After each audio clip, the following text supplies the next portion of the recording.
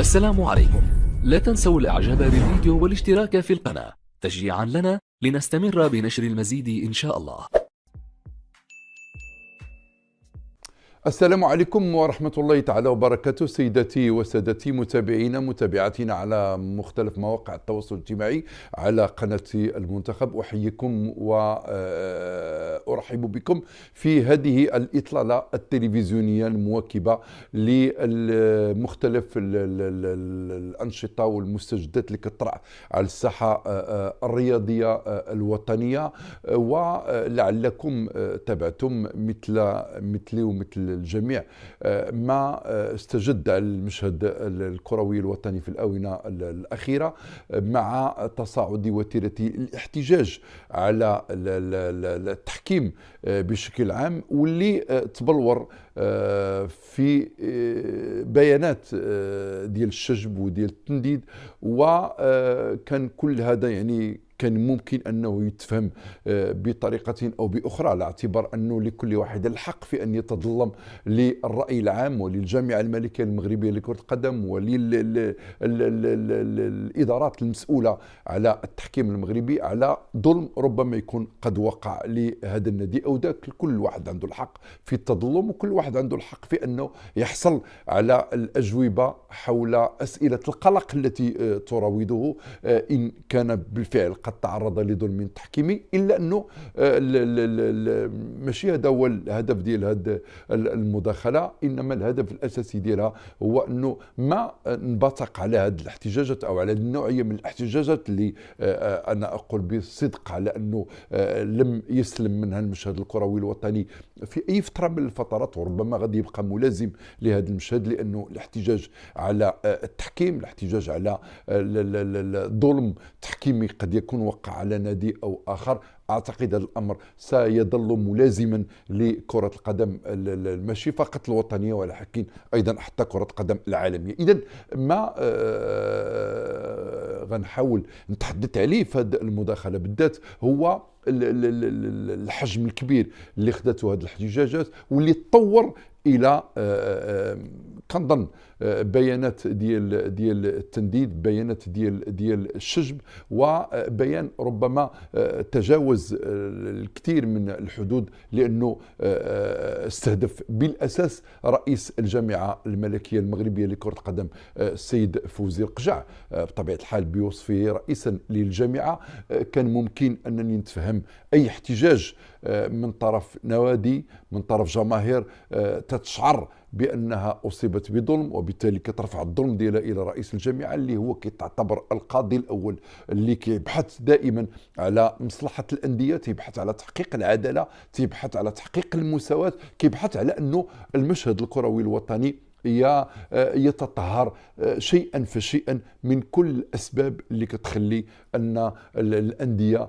يوقع عليها ظلم، سواء كان تحكيميا، سواء كان تنظيميا في إدارتي أو في تدبيري أو أيضا في برمجة مبارياتها. لغاية الأسف هذه المرة الاحتجاج وخدا واحد البعد قوي جدا ما غنوافقش عليه أنا شخصيا، لأنه يستهدف شخص رئيس الجامعة،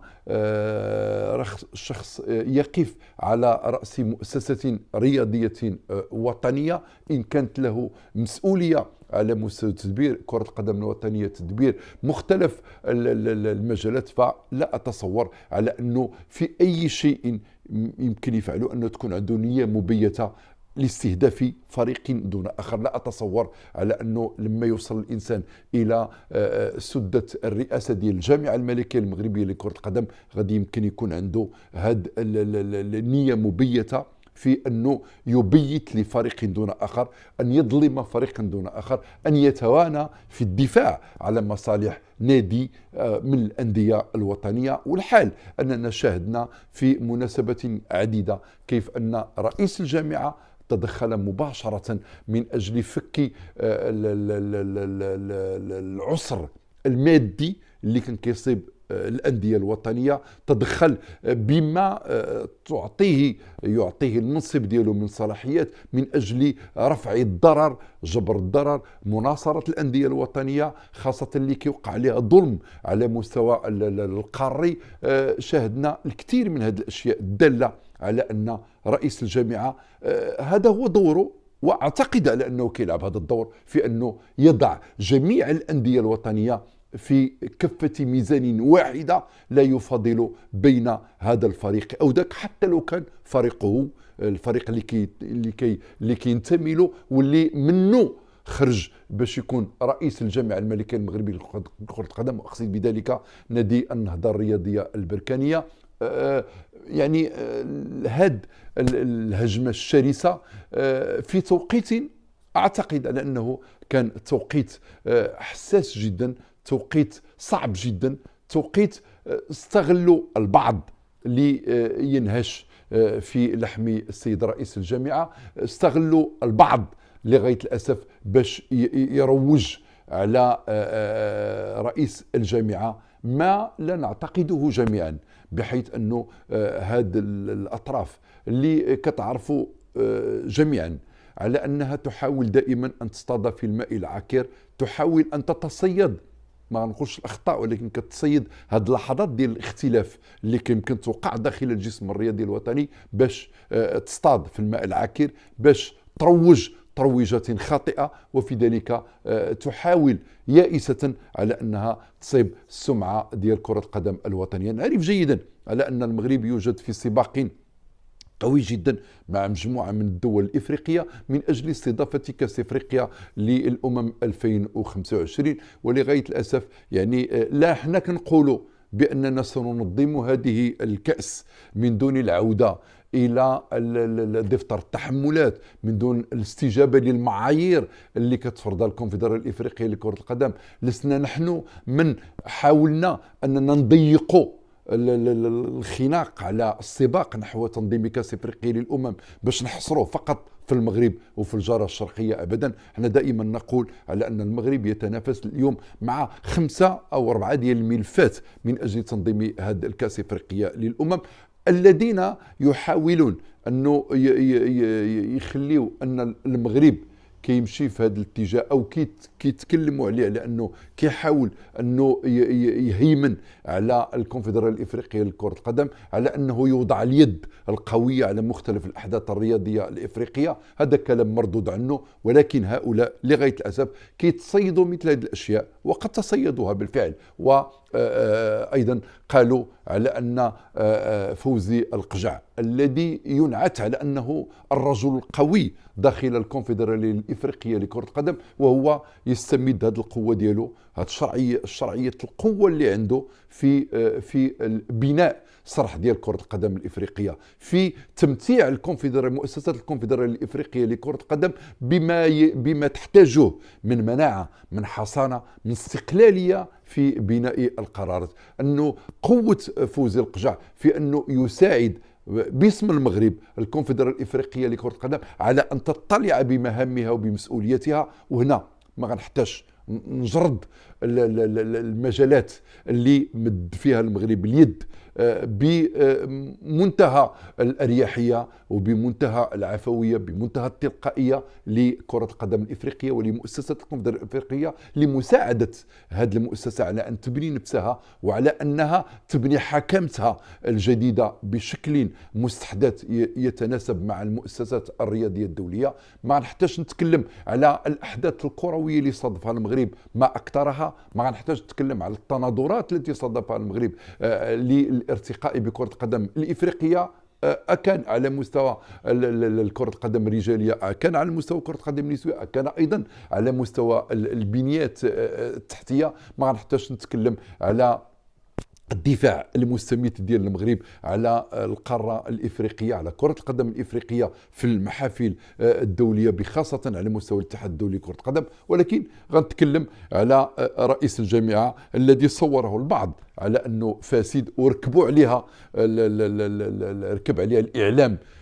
في الجهة أو في الجارة الشرقية لغاية الأسف ركوب بديء سمج وغير مقبول تماما. وبدأوا يتحدثون على أن المغاربة هم الذين يقولون على رئيس جامعتهم أنه رئيس فاسد، والحال أن المغاربة لا يمكن أن يقولوا أولا هذا الكلام في حق رئيس جامعة، لأنه الأمانة إذا ما تحدثنا على الفساد، فالفساد كيقود منتخب وطني إلى أنه يلعب نصف نهائي كأس العالم. إذا سمينا هذا فساد فماذا يا ترى يمكن يكون الإصلاح؟ إذا كان فوزي القجع رئيس فاسد ويصل بمنتخبه إلى نصف نهائي كأس العالم، إلى أن يكون هو المنتخب رقم 11 في تصنيف المنتخبات العالمية، إذا كان هذا الرجل فاسدا فمن يا ترى سيكون صالحا؟ إذا كان فوزي القجع اللي أعطى لي كرة القدم النسوية لو تيتر دو لا نوبليس، ووصل بها إلى أن هذه المنتخب الوطني النسوي يحرز وصافة إفريقيا أنه يكون أول منتخب عربي نسوي يتأهل لنهاية كأس العالم في أستراليا ونيوزيلندا، وأيضا استطاع يأهل منتخب ديال المغرب اللي أقل من 17 سنة إلى نهائية كأس العالم. إذا كان هذا الرئيس اللي وصل كرة القدم النسوية إلى هذه المرتبة العالمية في هذا الظرف الزمني القياسي جدا فاسدا، فمن يا ترى سيكون صالحا؟ إذا كان فوزي القجع اللي استطاع أنه يفتح المغرب بناء على توجهات وتوجيهات ملكية سامية، يفتح الأذرع للأشقاء الأفارقة باش يلعبوا المباريات ديالهم هنا على أرض المغرب بين أشقائهم بدون مزايدات وبدون أي مصلحة مسبقة إلا مصلحة كرة القدم الإفريقية. إذا كان هذا الرجل فاسد فمن يا ترى سيكون رئيسا صالحا؟ إذا كان فوزي القجع رئيسا فاسدا، كيف للمغرب أن يكون متمتعا بكل هذه البنى التحتية الجميلة والرائعة جدا التي تفخر بها إفريقيا قبل أن يفخر بها المغاربة؟ صحيح أن هذه الجواهر الرياضية الممتدة من طنجة إلى القويرة، واللي هي كتمثل مفخرة لكرة القدم الإفريقية، صحيح أنها بتوجيهات وبدعم ملكي سامي ودعم حكومي قوي جدا، ولكن على رأس الجامعة اللي كتحقق كل هذه الإنجازات هناك رجل اسمه فوزي القجع، فكيف يا ترى سيكون فاسدا؟ أنا لا أريد أن أنصب نفسي محاميا ولا مدافعا عن فوزي القجع الإنسان ورئيس الجامعة والرياضي والشغوف، لأنه أعماله ومنجزاته وإنجازاته هي اللي كتحكم عليه، وهذا شيء طبيعي جدا. التاريخ لا يخلد إلا أسماء الذين كتبوا هذا التاريخ،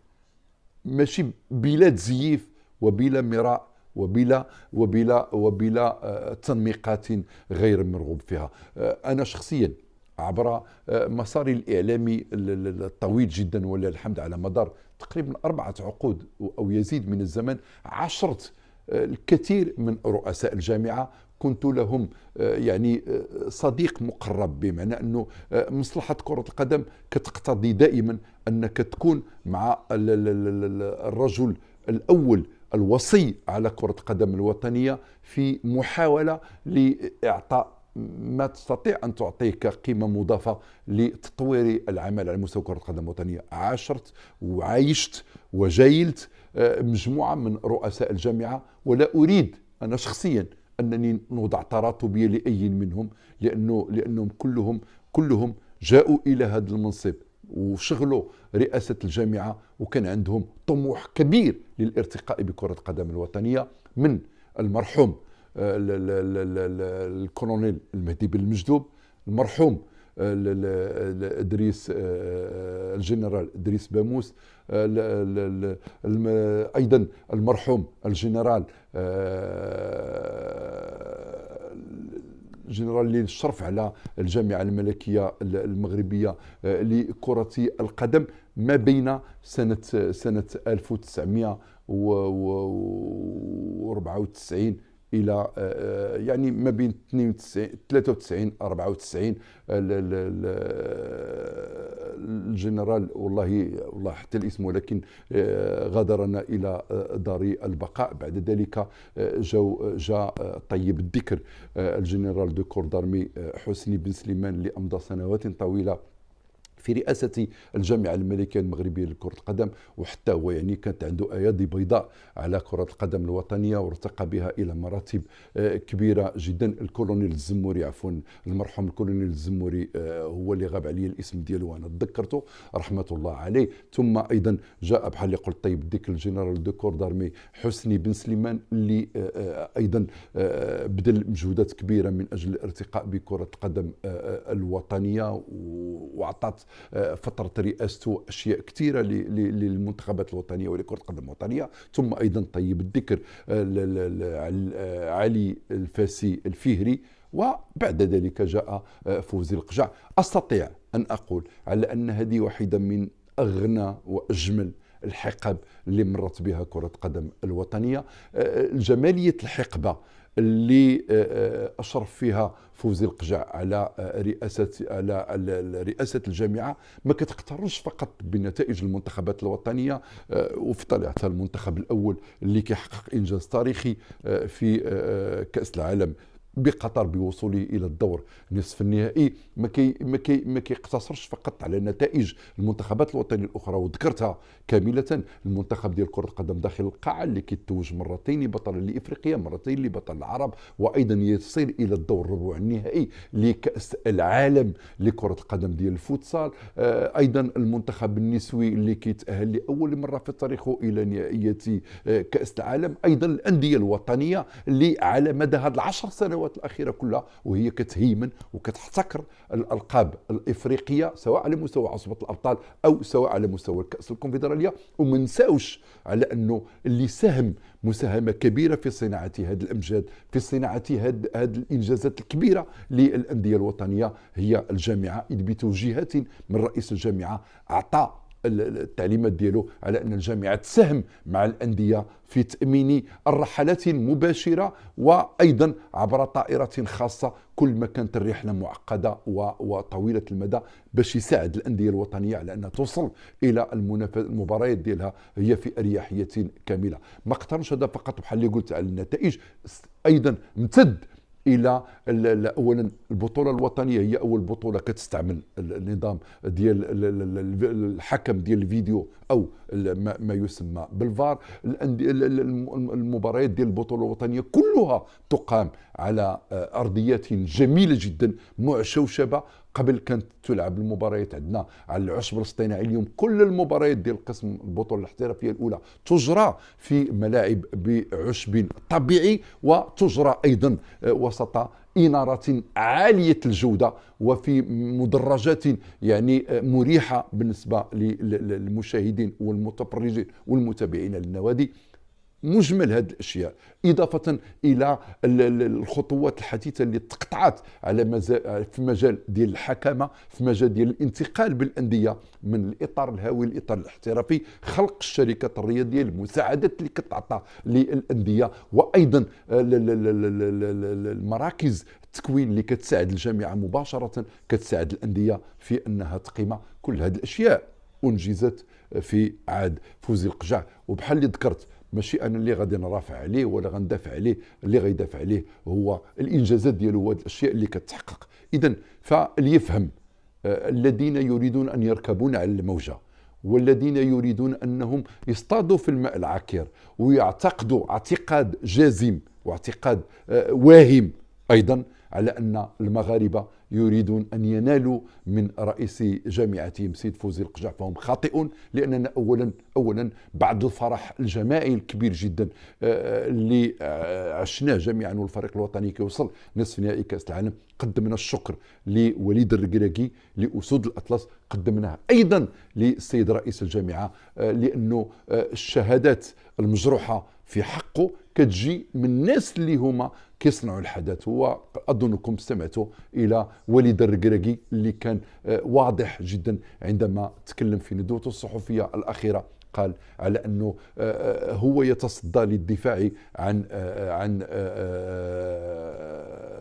فوزي القجع إحقاقا للحق وتذكير بأشياء عاشها هو نفسه. اعتبر أن النجاحات ديالو اللي حققها مع الفريق الوطني فضل فيها كيرجع لله سبحانه وتعالى وأيضا لرئيس الجامعة فوزي القجع. إذن أتصور على أنه إذا كنا مختلفين نختلف فيما بيننا، إذا كنا على خلاف فنحاول نشوف قدر ما نستطيع كيف يمكن أن نصحح هذا الخلاف، ولكن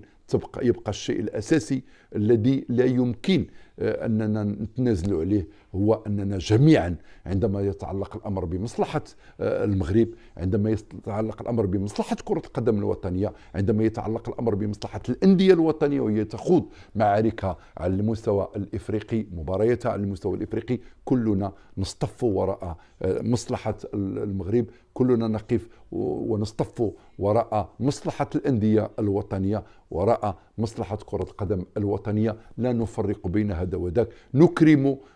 رجالاتنا ونساءنا، نكرم كل من له الفضل في أي إنجاز يتحقق. هذه الشيم التي جبلنا عليها، ولكن إذا ما اختلفنا فالاختلاف بيننا لا يفسد لا للود ولا للانتماء قضية، والذين يريدون أن يصطادوا في الماء العكر فليصطادوا ما يشاء لهم الاصطياد، لأنه المغرب سيمضي قدما في تطوير نفسه، في تطوير كرة القدم الوطنية وتطوير الرياضة الوطنية، وغنبقاو دائما متشبتين بالكفاءة الوطنية، الكفاءة الوطنية اللي هي الوحيدة اللي قادرة على أن ترفع أبدا دائما وأبدا أن ترفع المغرب إلى العالي. إلى أن ألقاكم في فرصة قادمة بحول الله، أتمنى لكم قضاء أمتع الأوقات، تبقوا على خير وإلى اللقاء. إن أعجبك الفيديو لا تنسى الإعجاب والاشتراك في القناة.